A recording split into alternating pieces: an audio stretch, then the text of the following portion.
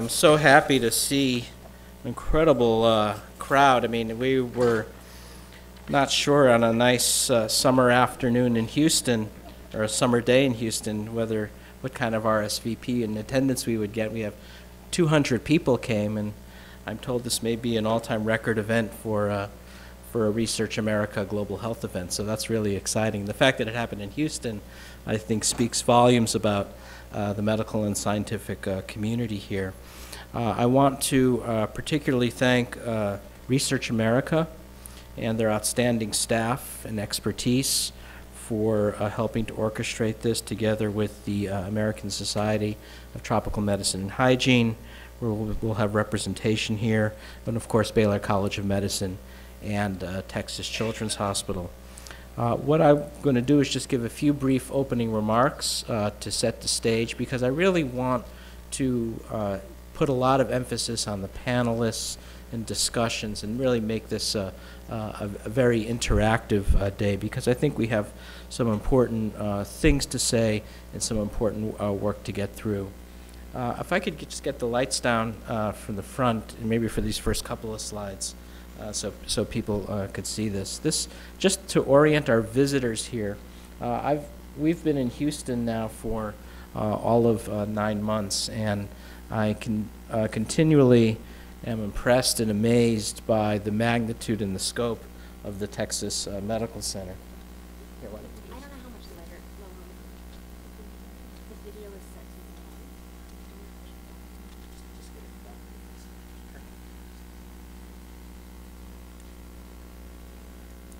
There we go. We'll just turn it off for the first couple of slides.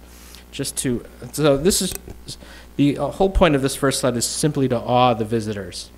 So just because I'm still in awe of being here 9 months, what you're looking at is not another city next to the downtown Houston. That is the skyline of the Texas Medical Center, which is arguably the world's largest medical center. We are up to 96,000 employees, so getting towards 100,000 employees.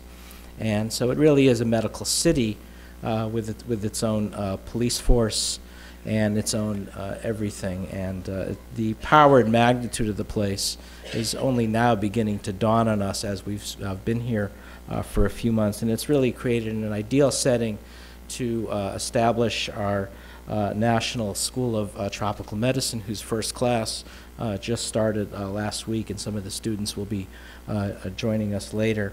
So this is a nice way, we think, to, in addition to addressing some important issues of neglected tropical diseases in the United States and its global health implications, to also introduce people who may not have been here yet to Baylor College of Medicine and Texas Children's Hospital, which are two of the anchor institutions of here in the Texas Medical Center. This Texas Medical Center has more office and space and more building space than downtown Los Angeles, just to give you a sense of its size.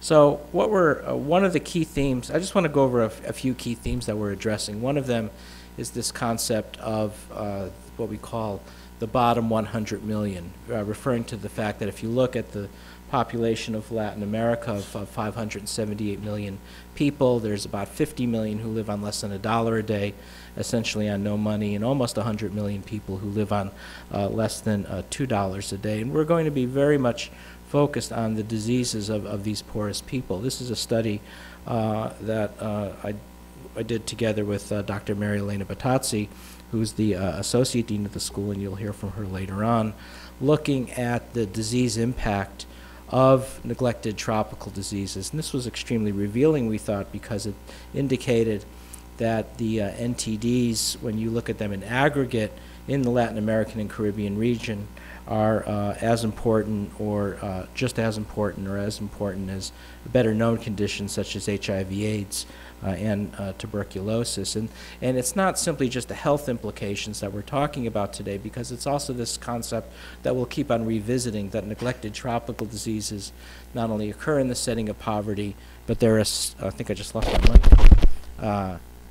But they're also stealth cause of, I'll just shout, they're also a stealth cause of poverty in the world's low and middle income countries.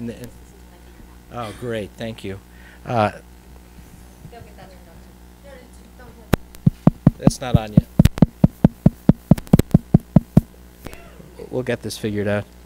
But the concept is that these neglected tropical diseases not only occur in the setting of poverty, but they're also stealth causes of poverty in the world's low-income country because of their ability to reduce productive capacity and worker productivity, to impair intellectual and physical development in children, and also to cause, adverse pregnancy outcomes. And so we'll be revisiting this, and that the diseases we're doing are a stealth cause of poverty that trap the bottom 100 million in poverty in Latin America. And this is a list of some of the major diseases that we'll be referring to in the Latin American and Caribbean region, and I've ranked them here by disability adjusted life years lost.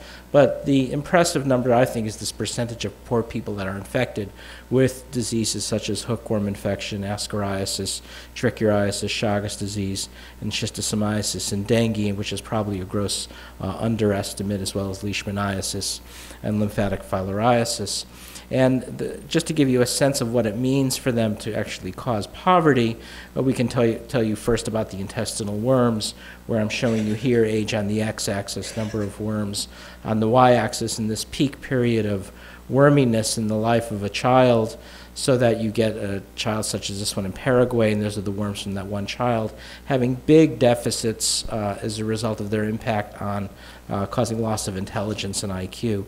And this is just showing here that the more worms you have, the greater loss of IQ. So this is, to put it very simply, worms make you stupid and have a huge impact on thwarting intellectual development. They also thwart physical growth development. So I'm showing here you age on the x-axis, weight on the y-axis, different percentiles of weight versus height, and no growth, physical growth at all, until we intervene to get rid of the hookworms or the other intestinal worms, so that they're stunting growth among all of the children of the bottom 100 million in Latin America and thwarting their intellectual development as well. And this fascinating new statistic that chronic hookworm infection leads to a 40% reduction in future wage earnings. We're going to hear quite a bit about Chagas disease, which I think is an incredibly important disease in the Latin American and Caribbean region. We'll also hear about the emerging problem of Chagas disease right here in Texas. We're still getting our arms around the full extent of the disease. Some estimates say 10 million cases of Chagas disease in Latin America. Other estimates say there may be 6 million, by our colleagues in Mexico, saying there may be 6 million cases of Chagas disease alone in Mexico, and I don't think we really know. The point being that 20 to 30% of these 10 million Chagas cases then go on to develop Chagasic cardiomyopathy, which is associated with arrhythmias, aneurysms of the heart, and even sudden death.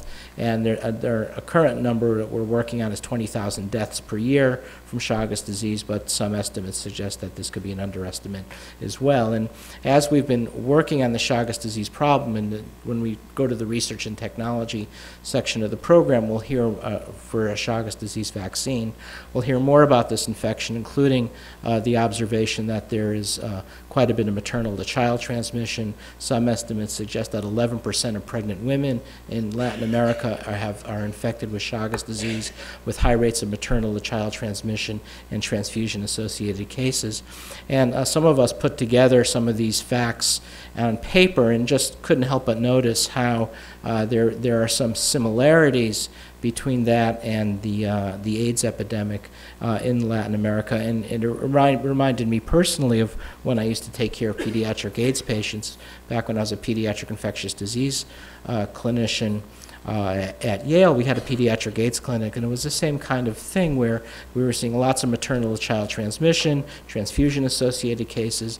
The medicines did not work oftentimes, as is the case with Chagas disease. The medicines were highly toxic, as was the case with Chagas disease. They were contraindicated in pregnancy, as was the case for Chagas disease. So we wrote this some people would say it's controversial, but when you actually read the editorial, it just lays out the case of why there are a lot of similarities between Chagas and the early years of the AIDS epidemic, although this last week in the press, it got misquoted a lot, and as only Yahoo.com could do.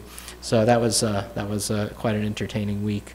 But again, you're going to hear more about this disease as well. When we talk about poverty in Latin America, it's not evenly distributed. So it's, as many of you know, and many of you have a lot of experience with, the areas of the Latin American region that we're talking about would include southern Mexico and Central America, parts of Bolivia and the Chaco and in the Andes region, as well as in parts of the Caribbean. And even in wealthy countries such as Mexico, there are profound pockets of poverty, such as in southern Mexico, where you're having a significant percentage of the region's population impoverished. Basically 11 million people live in extreme poverty, predominantly in parts of southern Mexico and in parts of the Yucatan as well. And so we'll be hearing about diseases that are occurring there. We've always noticed that poverty is the overriding determinant about neglected tropical diseases.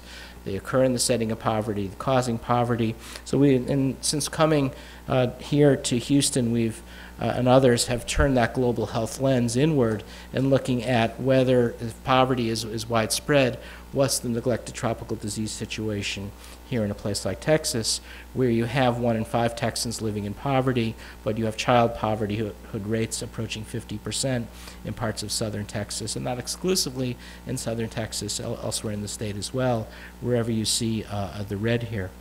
And so we put together this paper on looking at what are some of the common diseases, not so much because of cross-border traffic, but we're also looking at the possibility of indigenous transmission within the state of Texas with diseases such as Chagas and cysticercosis, dengue, leishmaniasis, and leprosy. Our colleague Dr. Sarkar at the University of Texas, Austin, has come up with his own estimates of maybe 267,000 cases in Texas. We know it's Christy Murray, who's with us today, has done studies showing that it's highly endemic in dogs in South Texas, and I'm sure we'll hear more about this from Sue Montgomery at the CDC. And we have the kissing bug vectors here, so it'll be very important to get a sense of what the extent of transmission is in addition to, and what, as opposed to disease from immigration. You'll hear about cysticercosis today in Texas.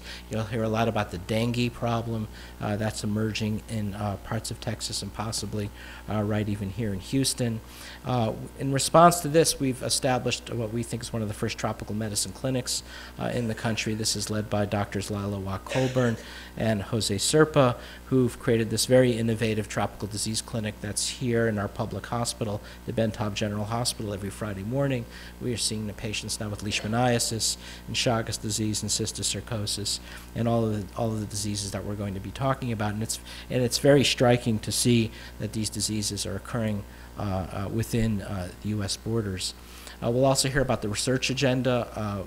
Coming with the start of the school, we've brought the Sabin Vaccine Institute, which is a nonprofit product development partnership, making anti-poverty vaccines for neglected tropical diseases.